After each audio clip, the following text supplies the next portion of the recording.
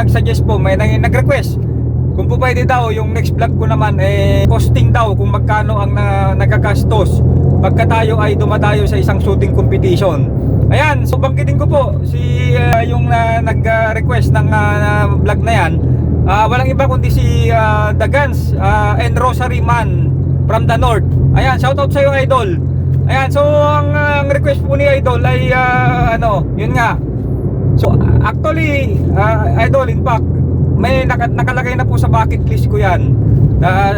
Sa bucket list ko po sa vlog natin na nakalagay na talaga yan, na i-discuss ko rin yan kung magkano ang nagagastos natin sa mga shooting competition. Okay, so ang mga shooting competition kasi may mga level yan level 1, level 2, level 3, level 4. Yung level 4 word shoot na yon. Ayan, so bawat level na yan, siyempre may mga specific na costing, gastos.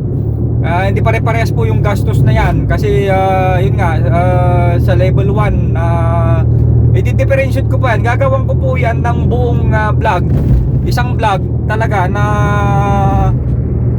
madi-differentiate po yung level 1, level 2, level 3 at level 4 kung magkano po ang magagastos natin.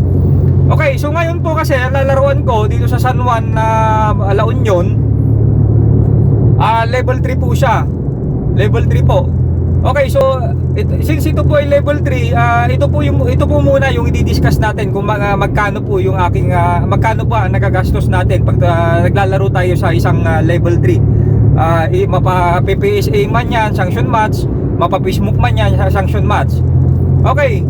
So, ganito yan guys. Ano yung mga kino-consider natin na ginagastos natin pagka naglalaro tayo ng mga shooting competition? Okay, so number 1, I'm pertaining to level 3 kasi level 3 po itong lalaroan ko bukas. Okay, ano yung mga kino-consider natin na gagastusin natin sa isang shooting competition? So number 1, nandyan yung registration. Okay, registration, yung bala na gagamitin. Bala na gagamitin, of course, since ito ay level 3, depende kung kaano kalayo yung lalaruan mo na level 3. Siyempre pagka malayo yung lalaruan mo, wala dun sa mismong area or malapit dun sa bahay nyo, gagastos ka ng transportation, at the same time accommodation. Kasi ang level 3 guys, minsan hindi po siya nakukuha ng isang araw. Kasi ang squad po ay kadalasan sa level 3 ay 2 days kinukuha. So kailangan mo ng accommodation doon.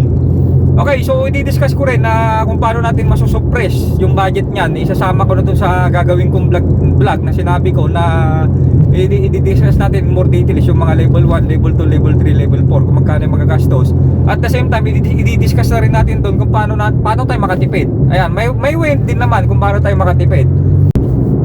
Okay, so registration, bala na gagamitin mo, transportation, accommodation, caddy. Ayan, isama niyo yung caddy kasi sa level 3 talagang mangangailangan kayo ng caddy doon.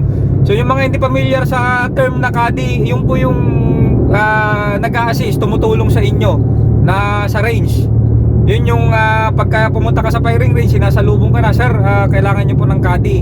Ayun, kasi ang caddy is sila yung tumutulong sa'yo, tagapulot ng basyo, tagalinis ng magazine, tagapunas ng spring ng magazine, tagalagay ng bala sa magazine. Yan po yung caddy. Okay, so ano pa yung mga ibang gagastusin natin? Of course, yung PTT ng barrel. Kasi itatravel mo yung barrel mo. Siyempre kailangan natin ng PTT or yung ating PTC4. Ayan, so may mga explanation po ako dyan yung in relation sa PTT at yung PTC4. Panoorin nyo po yung kabilang vlog po natin para magkaroon po kayo ng idea kung ano po yung PTT at yung PTC4. Okay, so i-discuss naman natin yung amount ng mga nabanggit natin na i-consider natin na gagastusin natin sa level 3 pagka tayo ay dumadayo. Ayan, so malalaman na, ako, delikado ako dito, malalaman na ng asawa ko yung yung mga ginagastos ko, mapapalo ako nito. Joke lang. Ano naman, supportive naman yung asawa ko. Ayan. Napaka-supportive po niyan kasi yan na lang ang nagiging vision natin sa buhay, kaya talagang supportive. Supportan tayong hilig natin. Okay, sa registration sa level 3. Okay, banggitin natin kung magkano yung registration sa level 3. Meron kasing civilian, mayroong lowman, discounted po yan yung lowman. yung junior discounted po yan, at yung super senior discounted po yung mga yan. So sa civilian, sa level 3 mostly mga 12 to 15 stages po yan kadalasan sa level 3, kaya mataas po yung registration ng level 3. So ang registration po ng level 3 natin sa civilian ay 3,000. Okay, so yung mga nabanggit ko na may discounted, yung lowman, junior, yung super senior, super junior, 50% po yan, yung mga yan, discounted po sila. Okay, yun po yung price ng registration. Now, proceed tayo sa bala. Yung level 3 natin, mas maraming minimum of rounds yung bala natin sa level 3. Kaya makastos po yung level 3 guys. Yan, hindi ko na babangan nyo yung susunod na vlog ko para ma-differentiate natin yung level 1, level 2, level 3, level 4. Magastos po ang level 3. So sa bala po kasi sa level 3, nagmi-minimum rounds ka po ng at least 250, 260, 263. Pag sinabi mong minimum rounds, syempre hindi po pwedeng kung 263 yung na-declare na minimum rounds, hindi po pwede yung bala mo 263 lang. Dapat gawin mo yon at least mga based on our experience, kami mga shooter, ang ginagawa namin, pagka sinabi nilang level 3 minimum of 263 rounds, nagdadala po kami ng 350. Yung mga iba nga nagdadala ng 400. Ayan, bakit sinusobrahan natin? Kasi yung mga bakal kasi hindi naman natin nasisigurado yun na nawa one hit natin. So nagkakaroon tayo ng ring gauge. The more na marami tayong ring gauge, dumadami yung number of rounds na kinakailangan natin na bala. Kaya ganoon ang sistema. So to make it sure, sa level 3 magdala tayo ng at least 350 na number of rounds ng ammo. Now, i-compute natin yung 350, magkano na ang reload ngayon? Ang reload ngayon sa kay Truweight, I think nasa 15 yata. Sa Manila mga 15 pesos, ganoon. So ayun, so di-discuss din natin kung paano natin masuppress, paano tayo makatipid. Yung sinasabi ko na isang vlog na paano tayo makatipid, di-discuss ko rin kung paano tayo makatipid. But for now, yun po yung presyo ng reload ngayon, 15 pesos. Siyempre ako, nagpapaload ako, kung wala kang sariling reloader, 15 pesos yung binabayaran mo. Ngayon, i-compute mo yon, 15 pesos sa 350 na ammo, magkano yon? Magkano yun? So ipapalas ko na lang dito, may hina ako sa mate. So yun yun, pag sinabi mong 15 sa 100 is 1,500. Okay, so 1,500 ang isang daan. So sa 300 ay mayroon ka na agad 45 plus yung 50 rounds, 45, di ano yun, mga at least nasa 5,000 plus. Bala pa lang yun ha, bala pa lang yun. Okay, so registration 3,000 pag ikaw civilian. Sa amo mo nasa 5,000 plus na. Okay, so yun yun. Tapos yung sumunod doon, yung sinabi kong pagka ikaw nag-travel nga dahil sa level 3, depende kung gaano kalayo yung dadayuhan mo. Let's say ako, galing ako ng Orani, padayo ako ngayon sa San Juan, La Union. So nandun yung transportation expenses. Ano yung transportation expenses? Yung gas mo, at dadaan ka ng expressway, SCTEX, Tiplex. So additional yon, yung gas plus yung toll gate mo. Okay, plus yung accommodation ko dahil bukas pa ako maglalaro, mag-check in ako doon. Ayan, so tingnan nyo na lang kung magkano yon, kung magkano yung gas magagamit mong gas, then yung accommodation mo. Okay, then ano pa, yung caddy. Ayan, yung caddy natin, usually ang binabayad natin sa caddy pagka sa level 3, 15 stages, siguro nasa, ako nagbibigay ako ng ano, pero nasa sa inyo na rin yun. Ako kasi nagbibigay ako sa 1,000 sa caddy pag sa level 3. Okay, so yun naman yung PTT.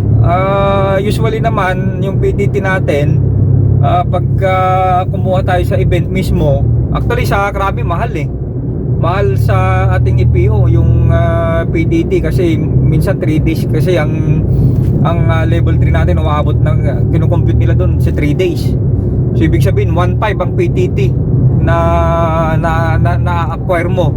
Ayun, so i-compute po natin, i-summary po natin, ipa-plus ko na lang po dito kung magkano po yung total na gagastusin natin. Okay. Ayan. Ayan, so yan po, ito po yung total na ito na po yung total, naka-plus na po dito. Ayan, so yan po yung passion natin sa practical shooting. Talagang itong sports na to ay magastos. Magastos po talaga itong sports na to kasi yung bala po natin consumable. Hindi katulad ng ibang sports natin na pag bumili ka sa basketball, pag bumili ka ng bola, matagal mo nang gagamitin yung bola. Dito po kasi sa shooting, sa practical shooting, pag naiputok mo yung bala, wala na yon. Kailangan i-reload mo ulit, gagastos ka ulit. Ayan, so yan po yung ano natin. Ayan po, idol, the Guns and Rosary Man from the North. Ayan, sana nakatulong po ako dun sa explanation ko, dun sa costing po natin. Ayan yan sa level 3. Abangan mo po, idol, yung susunod na vlog ko na i-discuss natin in details at kung paano natin masosuppress at makakatipid doon sa level 1 natin, level 2, level 3. Papyawan na rin natin yung level 4 kasi yung level 4 kasi ano na yun, mga word shoot na yun. Ayan. Okay, so abangan mo. Ayan, idol. Okay, dito po yung ating registration. Ito po yung in-charge. Ma'am, kamay naman po sa video natin, ma'am. In-charge sa registration. Ayan, oh. Taga saan po sila, ma'am? Ako sa Dagupan, Pangasinan. Pangalatok, Ilocano. Mix. Yes, sir. Sa Pangalatok muna, batiin natin good morning yung ating mga shooters na dumahi dito. Hindi ko na mix kasi. Ay, Ilocano po, Ilocano. Masanto siya Kabuasan sa Pangasinan. Sa Ilocano po. Sa Ilocano. Naimbaga. Bigat. Bigat tayo amin na po. Ayan, ma'am. Tingnan ko dito. Okay. Ma'am, magkano po registration sa civilian? Sa civilian, 3,000 po. Sa lowman po natin. Sa lowman, 1,700. 1,700. PSA members, active lang po yung lowman. Okay po. Oo. Ma'am, ulitin po natin, hindi ko gano'n naintindihan. Pagka lowman po, kailangan active po Sa na... PSA member po. sa PPSA member po siya dapat. Opo. Ayan, okay. So, lowman, saka dapat PPSA member po siya. Para ma-avail niya yung discount niya. 50% po ba yung discount? Opo, sir. 50%. Oo. 1,700. Ma'am, yung ano po natin, ma'am, yung mga super senior, Meron din po. 50% din po. Hindi po, hindi siya 50%. At ano lang siya, diniscount lang siya parang 20% din kasi 2-4 eh. Hindi po pare-parehas yung discount nila, ma'am, ano? Okay. Sa super senior po, ano? Opo. Okay, so sa super senior saka sa lowman magkaiba po yung discount. Opo, sir. Okay, ulitin po natin mga sa lowman 50%, sa super senior magkano po, ma'am? Super senior is 20% lang. Nandito pala. Andyan, sir. Ayan, nandito Ano pala. pala? Oo. Nandito pala. Okay, nandito pala, guys. Oo. Bayad na po dito. Ayan, pag sa lowman, guys, 1,700. Pag sa junior, 1,700. Super senior, 2,400. Yung regular po na shooter, yung civilian ay 3,000. Yung active RO natin ay 1,700. Tapos yung LU members, yung member po dito na sa gun club po nila, 1,700. At yung mini rifle lang po ay 1,700. Okay. Okay, pa-register tayo, guys.